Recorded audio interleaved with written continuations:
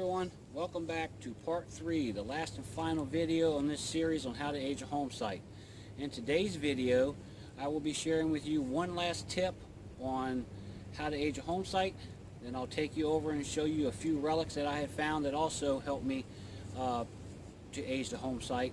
Then we'll throw a shout out, and then we'll be this particular tip is a find that I have found inside of this foundation, and this particular item does not rank on the top list finds for metal detectors, but it is the nail. A nail can play a big role in trying to age your home site.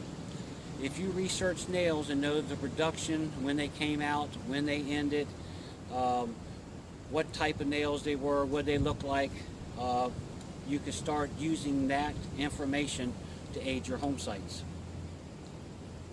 Now, when I started going through this particular foundation, I started to find hand-forged nails, and the hand-forged nails are called rosehead nails. Now, the reason they're called rosehead nail was that the head of the nail had an appearance of a rose petal. Now, these rosehead nails were hand-forged, made one at a time, and it took about 5 to 7 minutes to make. So can you imagine making a house with a nail that took you 7 minutes to make? So in 1790, the first machine cut nail came into production. And I imagine it was a good day for these homesteaders, especially the ones who are out here making nails.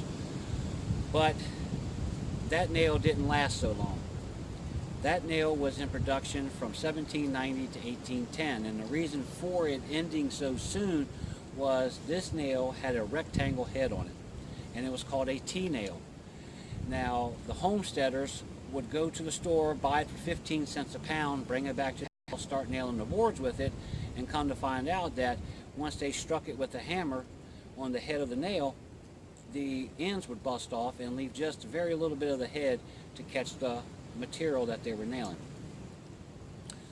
So the stores and the factories started to figure out why their production wasn't going as good as it was supposed to be, especially to be, the first nail that came out.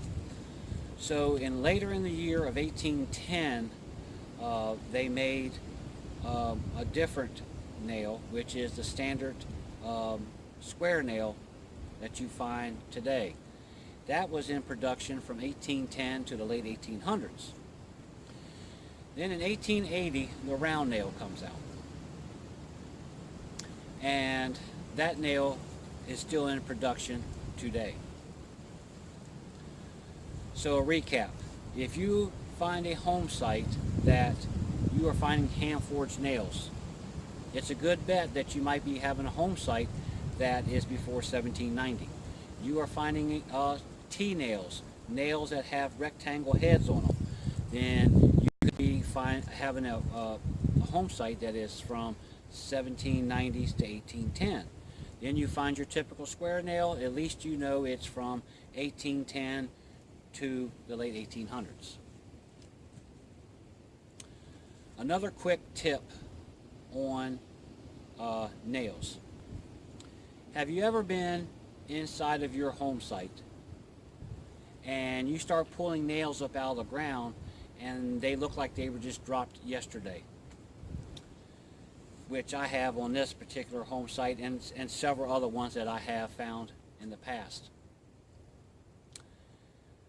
So I've done a little research on that and come to find out that these nails were heated. And what I mean by heated was that 9 times out of 10, this home site caught on fire, and from the raging fire, was the heat from the fire was hitting these nails, cooking the nails, the material that the nails are made of, and putting a glaze on them.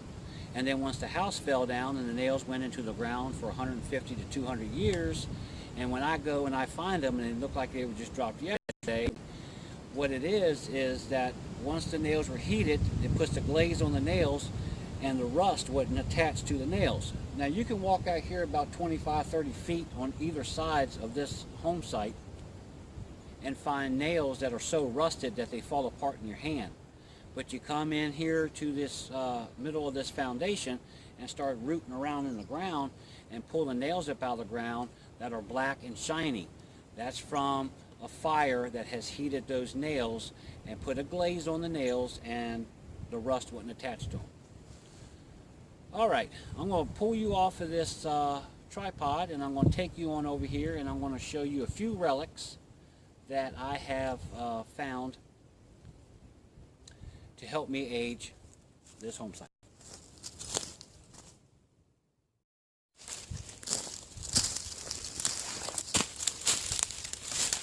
Hey everyone, today's shout out on this video goes out to Kane Beeping.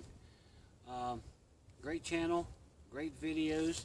He has a wide variety of different types of videos of metal detecting Civil War items, and also he has some videos on restoring his relics.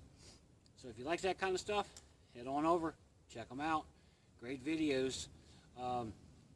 Jump on over, hit the subscribe button, like and share his videos. Don't forget to hit that icon bell so you know when his next videos are coming out. Kane Beeping.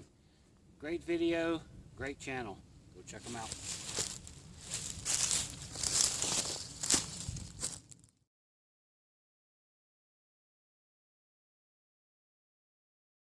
Hey everyone, we're back. I'm going to show you 1, 2, 3, 4 items.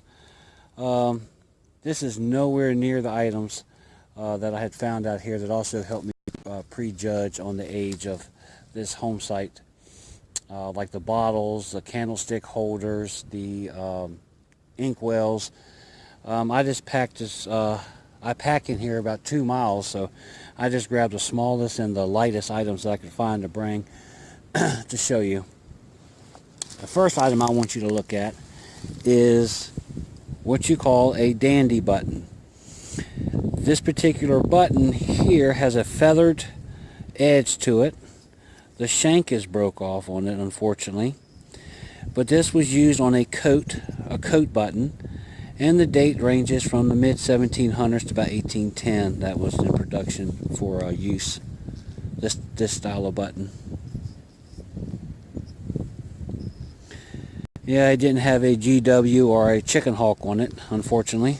That's on my bucket list, to find a presidential button for George Washington.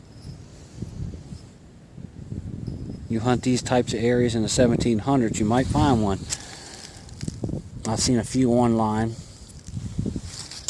The next one is a Victorian Jewelry, looks like. Now I looked this up and it had stones in it, but they fell out, so I got them in a baggie at the house. They were glass stones. They weren't diamonds, but glass stones. And in particular, this type of piece of jewelry aged in the late 17 to early 1800s as well. This is a type of pendant or a brooch that came out before your cameos did. Now the next item is a tomback button. Now a tomback button's ages middle of 1700s to early 1800s as well. And where they get the tomback, the name for the tomback is the material that the tomback button is made of. It is made of brass, zinc, copper, and arsenic. I don't know why they put arsenic in these buttons, but they were on a list of materials used to make tomback buttons. Cool find. Shank busted off as well on this one too. I have a lot of halves of tomback buttons. This was I think the only one for this home site that actually found a whole one. And then the last I want to show you is this pewter spoon. I usually find just the handles or the bowls, but this is a great whole piece, great for my collection. It has a back mark. I can't really read it. I don't have my glasses with me, but I had done some research on that maker, and in the 1700s as well. Pewter was a popular material that they made their utensils out of, their buttons, and also their candlestick holders and stuff like that.